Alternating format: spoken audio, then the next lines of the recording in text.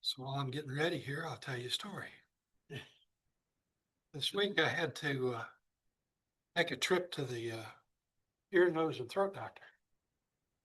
My ears had gotten stopped up on me, and I tried some of these off-the-shelf remedies, the drops that you can buy from the store. All they did was gum things up, and I couldn't hear at all. So I went to the ear, nose, and throat guy, and I'm happy to say, after he cleared it out, he confirmed my beliefs. I'm still tone deaf. So you all sound good, but I'm tone deaf. Sorry about that.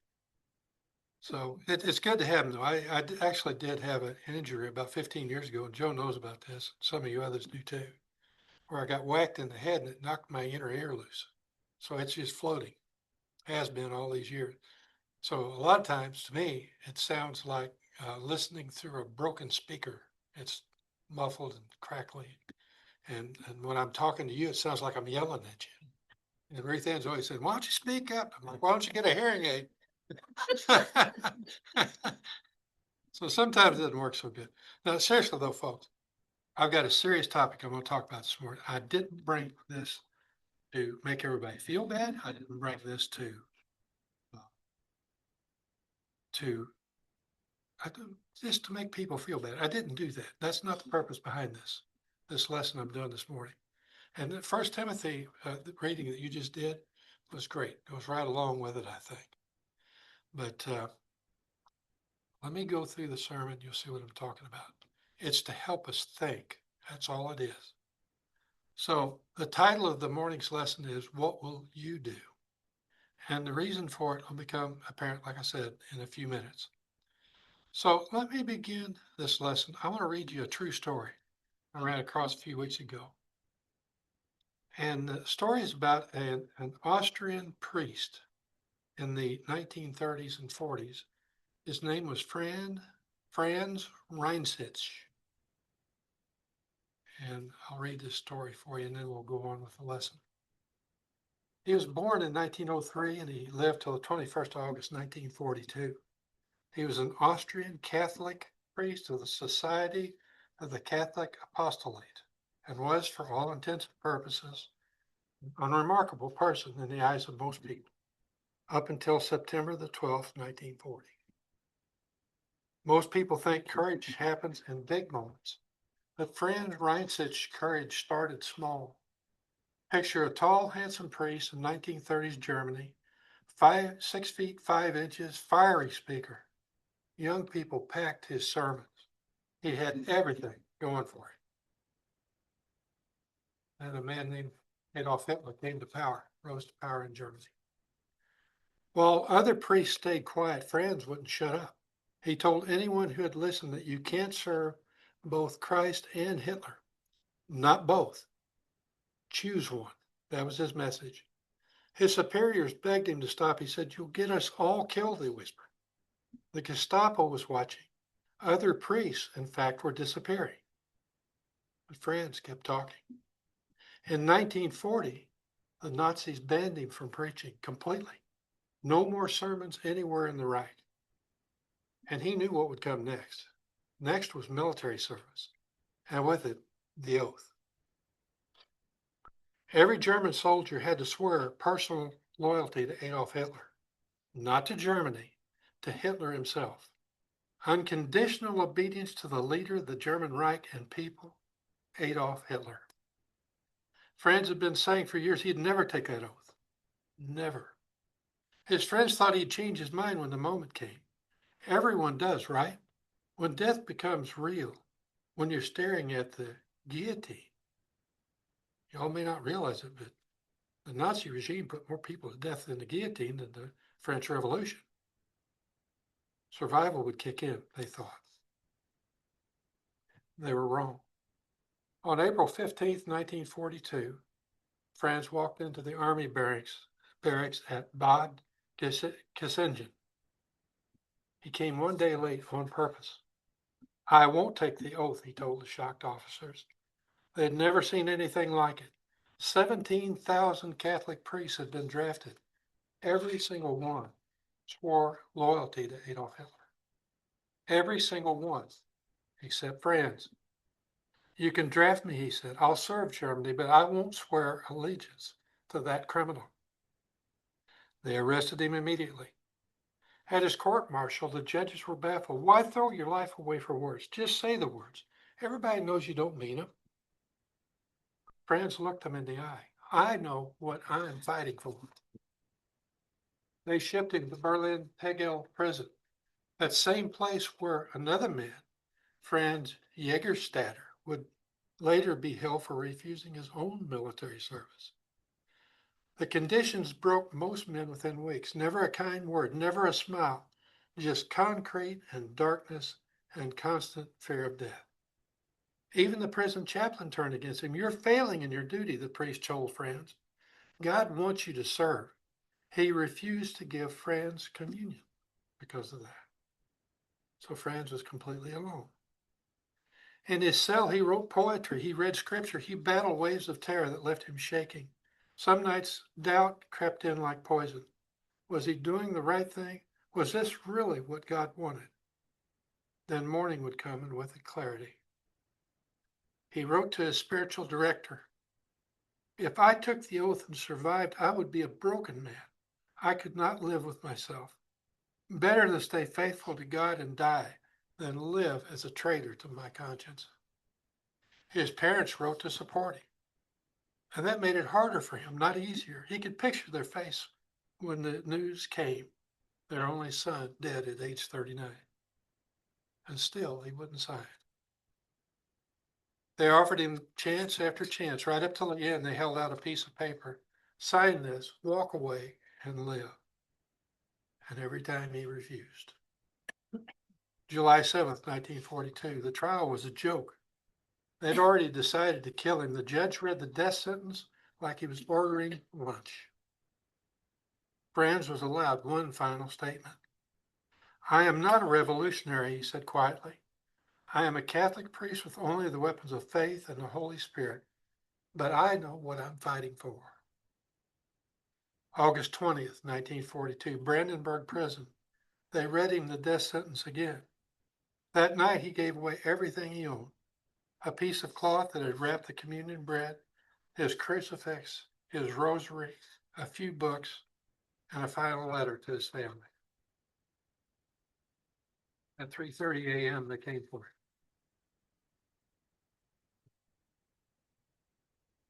They removed his shoes and socks, tied his hands behind his back, led him to the basement. The executioner wore the traditional outfit, if you can believe this. Listen to this. Top hat, tails, white gloves, like he was going to an opera, not ending alive. And at 5:03, the blade fell. Franz Reinsich was dead. They cremated his body immediately, scattered his ashes, tried to erase him completely, but something extraordinary happened. Word of Franz's execution spread through the prison network. Other men facing the same choice heard his story. Franz Jägerstätter, the Austrian farmer that I mentioned earlier, learned that a priest had gone before him. He had faced the same decision as he was, had chosen death over compromise. It gave Jägerstätter the strength to follow the same path. He was executed a year later and beatified by the Pope in 2007. The prison chaplain who had attended Franz's final hours wrote to Jägerstätter's wife, I've seen no happier person in prison than your husband after hearing about Franz Reinsich. One man's courage became another man's strength. The torch passed from hand to hand. Today, Franz Reinsich's name appears on no monuments. No holidays mark his death, and most people have never heard of him. But his story haunts everyone who learns it, because Franz had a choice. He could have lived. 17,000 other priests took the oath and survived. They went back to their parishes after the war, and they lived long, useful lives. Franz chose differently. He chose truth over survival, conscience over comfort, faith over fear. He understood something that most of us avoid thinking about. Some compromises break you forever. Some lines once crossed can never be uncrossed. At 5:03 on an August morning, alone in a basement, Franz Reinzig proved that one person's conscience can shine brighter than 1,000 compromises. The torch he lit still burns, and every time someone chooses truth over convenience, his legacy lives on. That's a powerful story, and from what I find out, it's a true story. You can research it yourself. Boy, yeah. So why would I think that story important enough to use in a sermon in 21st century America? Again, I told you this is going to be kind of dark. People in this country have never faced anything like that before, like what Franz Reinslitz did in 1930s and 40s Germany. But we have to be real careful with that. Even people who wrote extensively about what happened in Germany are not so sure what that same thing couldn't happen in this country. And I would never have believed it, but we're treading a deadly path right now in this country. And I'm not talking about politics. I'm just talking about what I see going on. And it is kind of a dangerous path I think we're treading on. We need to be thinking about what we're going to do because this isn't the first example of someone putting their life on the line, sticking to their convictions and commitment to God. And I got 4 examples I want to go through here out of the Bible. You could pick dozens of examples, and I didn't pick a lot of them because time's brief, right? I don't have until 1 o'clock in the morning to preach. So I picked 4. And these 4, I think, kind of give you the gist of what I'm trying to get at. And 2 of them is going to be about Daniel. I mean, we're familiar with those stories about Daniel. One of them is going to be a story about a man born blind. And the other story is about Jesus himself. Okay. So we're going to start in Daniel 1:8. Daniel has been brought back to Babylon to be used in the king's service after him and other people had 3 years of training. So let's read from starting in Daniel 1, verse 8, and I'll be reading from the New English translation. But Daniel made up his mind that he would not defile himself with the royal delicacies or the royal wine. He therefore asked the observer of the court officials for permission not to defile himself. Then God, the overseer of the court officials, made the overseer of the court officials sympathetic to Daniel. But he responded to Daniel, I fear my master the king. He is the one who decided your food and drink. What would happen if he saw that you looked malnourished in comparison to other men your age? If that happened, you would endanger my life with the king. Daniel spoke to the warden, whom the overseer of the court officials had appointed over Daniel, Hananiah, Mishael, and Azariah. Please test your servants for 10 days by providing us with some vegetables to eat and water to drink. Then compare our appearance to that of the other young men who are eating the royal delicacies. Deal with us in the light of what you see. So the warden agreed to their proposal and tested them for 10 days. At the end of 10 days, their appearance was better and their bodies were healthier than all the other young men who had been eating the royal delicacies. So the warden removed the delicacies and the wine from their diet and gave them a diet of vegetables instead. Now, God intervened in this case for Daniel. Whenever he made the overseer allow them to do that, when he convinced him to do that. And we see in this case that Daniel also convinces a warden to test the 4 young men, see if their diet approved by Jewish law was a better diet than provided to all new servants. And after 10 days, it was clear that it was, and they were allowed to continue eating the diet approved by the law. The overseer and the warden also put their lives in great danger performing this experiment. So in a way, they were making their own life and death decisions about what was right or wrong. Let's look at another account of Daniel refusing to pray to the king of Babylon instead of praying to the God of Israel. In Daniel 6, the Medes and Persians have taken over. Darius has elevated Daniel to a supervisory level, where he, along with 2 others, oversaw 120 satraps. Those satraps, just to bring everybody's memory up to speed again and to remember what they did, they were provincial governors who acted as supreme judges, often almost wielding near royal power. These satraps were also extremely jealous of Daniel because Daniel had distinguished himself above all the other supervisors and satraps. In fact, the king himself intended to appoint Daniel over the entire kingdom. The other supervisors and satraps looked hard to find some administrative flaw in Daniel that they could point out to the king, but they could find nothing. The satraps finally concluded that they would never be able to find any pretext against Daniel unless it was in connection with his God. And here's where I want to pick up the reading. Daniel 6, verse 6. Again, New English translation. So these supervisors and satraps came by collusion to the king and said to him, O King Darius, live forever. To all the supervisors of the kingdom, the prefects, the satraps, counselors, and governors, it seemed a good idea for a royal edict to be issued and an interdict to be enforced. For the next 30 days, anyone who prays to any god or human other than you, O king, should be thrown into a den of lions. Now let the king issue a written interdict so that it cannot be altered. And by the way, that was binding to the king too, according to the law of the Medes and Persians, which cannot be changed. So King Darius issued the written interdiction. When Daniel realized that a written decree had been issued, he entered his home, where the windows in his upper room opened towards Jerusalem. 3 times a day, he was kneeling and offering prayers and thanks to his God, just as he had been accustomed to doing previously. And those officials who had gone to the king came by collusion and found Daniel praying and asking for help before his God. So they approached the king and said to him, Did you not issue an edict to the effect that for the next 30 days, anyone who prays to any god or human other than you, O king, would be thrown into a den of lions? The king replied, That is correct, according to the law of the Medes and Persians, which cannot be changed.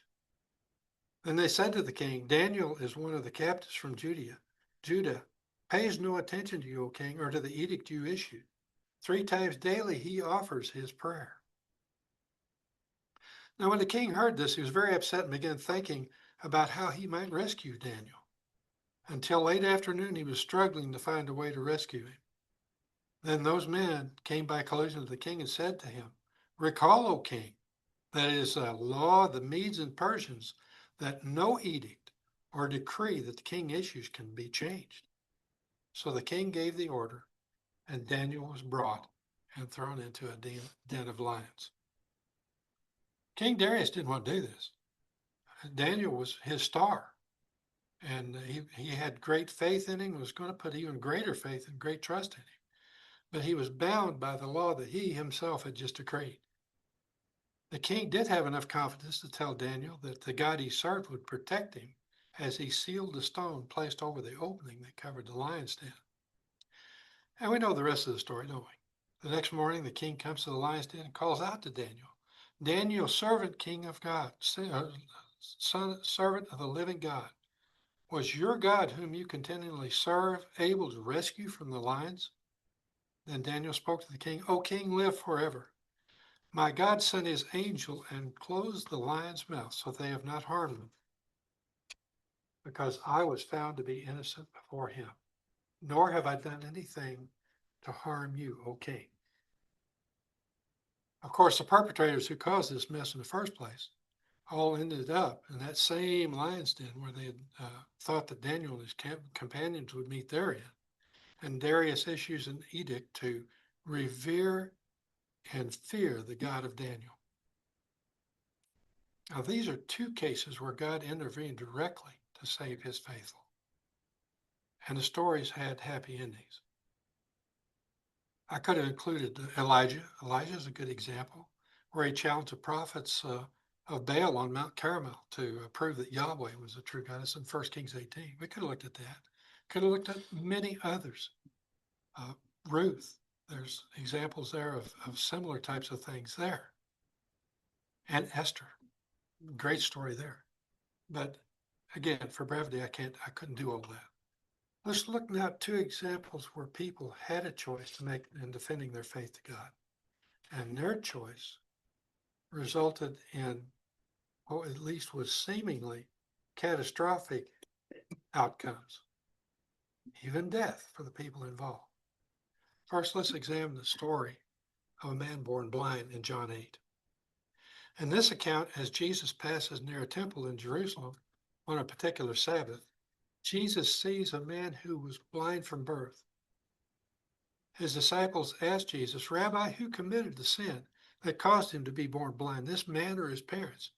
To which Jesus replies to them, "Neither this man nor his parents sinned, but he was born blind, so that the acts of God may be revealed through what happens to him."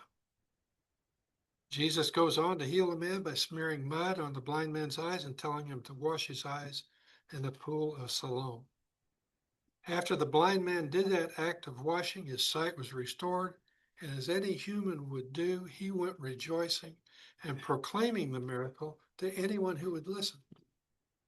I would have done it, and so would you. We would have done the same thing. It didn't take long for the news of that healing to reach the Pharisees, and as you can already guess, they weren't happy about Jesus doing work of all things on a Sabbath day.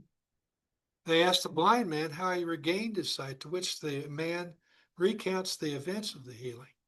And it's obvious to all that this man can now see, and everybody knew they had seen him since he was born, that he was blind.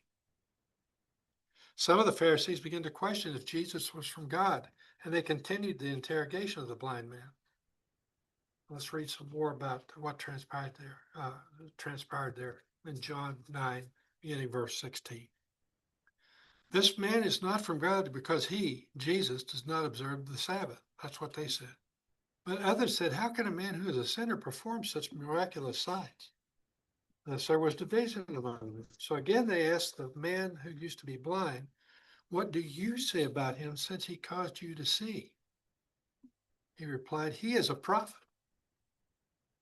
The Jewish leaders expanded their interrogation of the event to the parents of the blind man.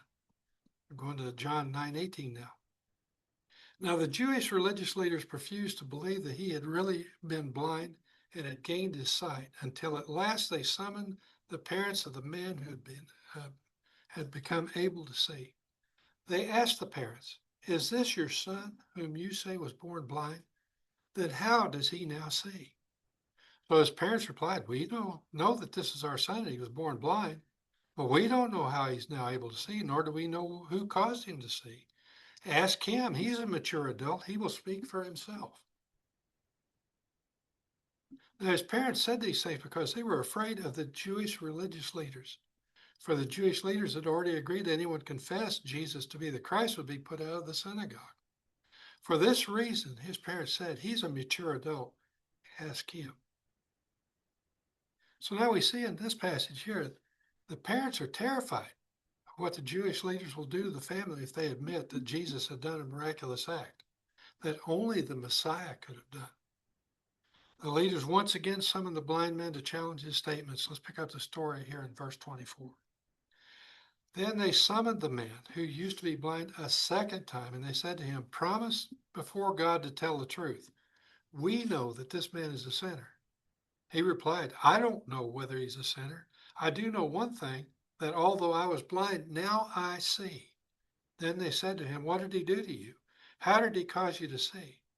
And he answered, I told you already and you didn't listen. Why? Do you want to hear it again? You people don't want to become his disciples too, do you? You can only imagine how furious that must have made them. That last statement makes them absolutely furious. Let's look at their reaction and then his response. John 9:28. They heaped insults on him, saying, you are his disciple. We are disciples of Moses. We know that God has spoken to Moses. We do not know where this man comes from. The man replied, this is a remarkable thing that you don't know where he comes from, and yet he caused me to see. We know that God doesn't listen to sinners, but if anyone is devout and does his will, God listens to him. Never before has anyone heard of someone causing a man born blind to see. If this man were not from God, he could do nothing. They replied, You were born completely in sinfulness, and yet you presume to teach us? So they threw him out. And probably his parents with him. Now, throwing out a family, I mean, we talk about it in cavalier terms today, but that was a big deal back then. Being thrown out of the synagogue was akin to exclusion, expulsion from Jewish society. There weren't safety nets to help families in need unless it came from the Jewish community. There wasn't any Medicaid, there wasn't any welfare. A family in need could easily starve to death or die from an illness, and no help would be forthcoming if you'd been expelled. This was a serious action by the synagogue. So, excuse me, folks, I'm sorry. After the Jewish leaders throw the blind man and presumably his family out, Jesus looks him up and asks him if he believes in the Son of Man. Let's look at the final few verses of that chapter, beginning verse 35. Jesus heard that they had thrown him out, so he found the man and said to him, Do you believe in the Son of Man? Man replied, And who is he, sir, that I may believe in him? Jesus told him, You have seen him, and he is speaking with you now. He said, Lord, I believe, and he worshiped him. Jesus said, For judgment I have come into this world, so that those who do not see may gain their sight, and the ones who see may become blind. Some of the Pharisees who were with him heard this and asked him, We are not blind too, are we? Jesus replied, If you were blind, you would not be guilty of your sin. But now, because you claim that you can see, your guilt remains. So not all of the Pharisees were with this man, but some of them were. And they got it. They got the message very clearly from Jesus. It's a final test of the blind man's faith by Jesus himself. He's been challenged by the world, and now Jesus tests the man to see if his faith is genuine. But he also provides a test of faith for some of the Pharisees who were there with the blind man. Now, we don't know how all of these Pharisees who were there with him responded, but we absolutely know how the blind man responded to the test. Lord, I believe. I want to look at one last example of holding fast to faith in God. And that example is of Jesus himself. He too had his faith challenged by the world and by God himself. And even though we already know what his response was to both challenges, I think it's important we just take another look just to refresh ourselves. Folks, every time I read the Bible, I find something new in it. I can read the same passage 100 times and still, with the passage of time and maybe wisdom, I'll see something a little different in it. So it's good to take a look at this. And let's not forget, I mean, I'm not making a cavalier thing here. Jesus was divinity, but he was a man. He had all the fears, the concerns, the pains, everything that we went through. So these tests were real, and he met them as a man, knowing his divinity, but still as a man. Let's start Luke 4:1. Then Jesus, full of the Holy Spirit, returned from the Jordan River and was led by the Spirit into the wilderness, where for 40 days he endured temptations from the devil. He ate nothing during those days, and when they were completed, he was famished. The devil said to him, If you are the Son of God, command this stone to become bread. Jesus answered him, It is written, Man does not live by bread alone. Then the devil led him to a high place and showed him in a flash all the kingdoms of the world. And he said to him, To you I will grant this whole realm and the glory that goes along with it, for it has been relinquished to me, and I can give it to anyone I wish. So that if you will worship me, all of this will become yours. Jesus answered him, It is written, You are to worship the Lord your God and to serve only him. Then the devil brought him to Jerusalem, had him stand on the highest point of the temple, and said to him, If you are the Son of God, throw yourself down from here, for it is written, He will command his angels concerning you to protect you. And with their hands they will lift you up so that you will not strike your foot against a stone. Jesus answered him and said, You are not to put the Lord your God to the test. So when the devil had completed every temptation, he departed from him until a more opportune time. Every time Satan challenges Jesus with some test of his faith, Jesus responds with the word of God and rejects each of those challenges. Satan will leave him for now, but I believe he returns at the end of Jesus' life for one final test in the garden on that last night. When Jesus is at his most vulnerable, Satan returned and enters Judas to betray Jesus. He also enters Jesus' disciples in the garden and causes them to sleep due to sorrow and weakness, leaving them vulnerable to temptation. When Jesus needs them the most, the disciples are essentially out of action, and so he stands alone to face his final hours. This is probably the most isolated from God's help that any human has ever been, and here he is, alone. And the grief must have been unbearable for him. And yet, Jesus passes that final test. Luke 22, verse 41. He went away from them about a stone's throw, knelt down and prayed, Father, if you are willing, take this cup away from me. Yet not my will, but yours be done. Then an angel from heaven appeared to him and strengthened him. And in his anguish he prayed more earnestly, and his sweat was like drops of blood falling to the ground.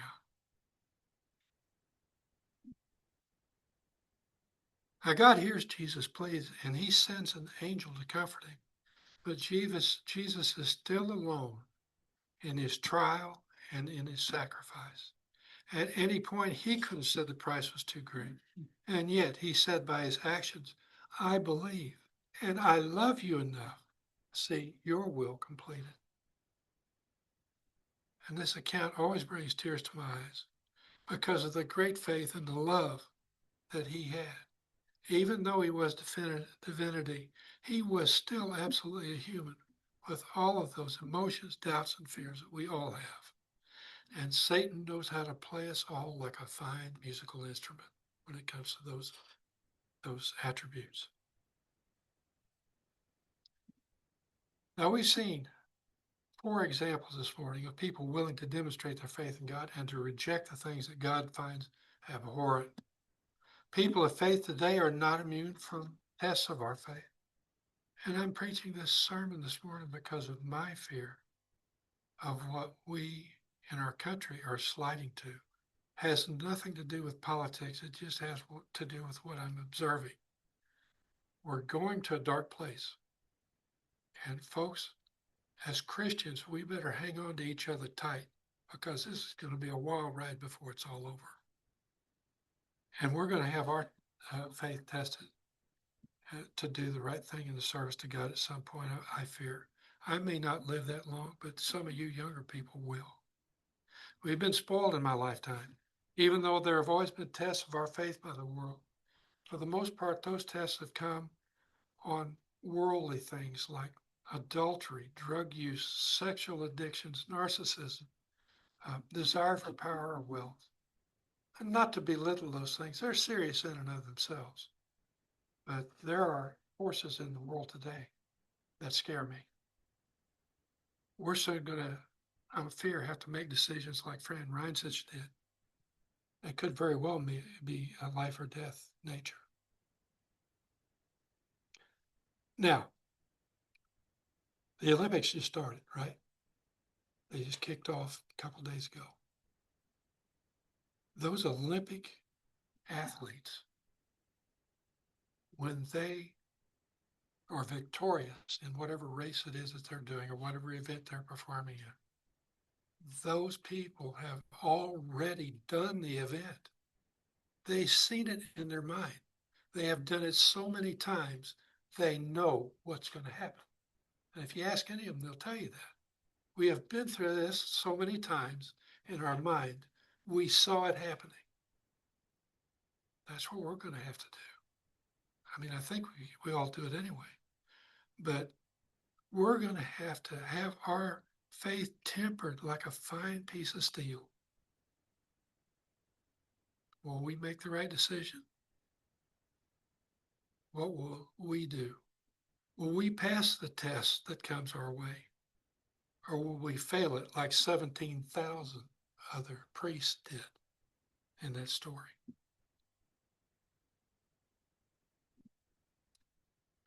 Like I said, this is a dark sermon. I apologize for that.